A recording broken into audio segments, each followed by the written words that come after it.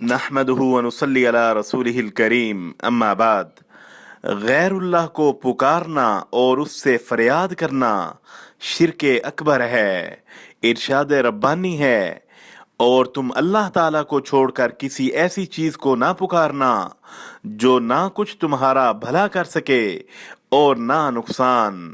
اگر تم ایسا کرو گے تو ظالموں میں سے ہو جاؤ گے، اور اگر اللہ تمہیں کوئی مصیبت پہنچائے تو اس کے سوا کوئی اس کو دور کرنے والا نہیں۔ اگر تم سے بھلائی کرنا چاہے تو کوئی اس کے فضل کو روکنے والا نہیں۔ وہ اپنے بندوں میں سے جسے چاہتا ہے اپنے فضل سے نوازتا ہے، اور وہ بخشنے والا اور رحم فرمانے والا ہے۔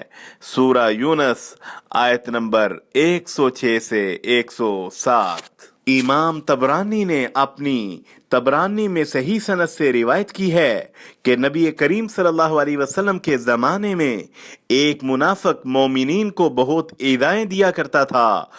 چنانچہ چند صحابہ نے مشورہ کیا کہ آن حضرت صلی اللہ علیہ وسلم کی خدمت میں حاضر ہو کر اس سے گلو خلاصی کے لیے استغاثہ کریں، تو نبی کریم صلی اللہ علیہ وسلم نے ارشاد فرمایا، دیکھو، مجھ سے استغاثہ یعنی فریاد نہیں کی جا سکتی، بلکہ فریاد و پکار صرف اللہ تعالیٰ سے کرنی چاہیے۔ نظر ماننا اللہ تعالیٰ کی عبادت ہے، اسے غیر اللہ کے لیے ماننا اور سر انجام دینا شرک ہے۔ نظر معصیت پر مبنی ہو تو اسے پورا کرنا جائز نہیں۔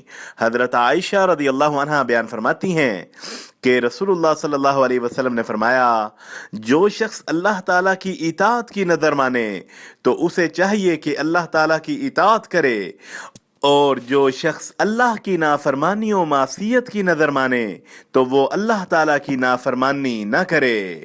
وصلی اللہ علی نبینا محمد وعلی آلہ وصحبہ اجمعین۔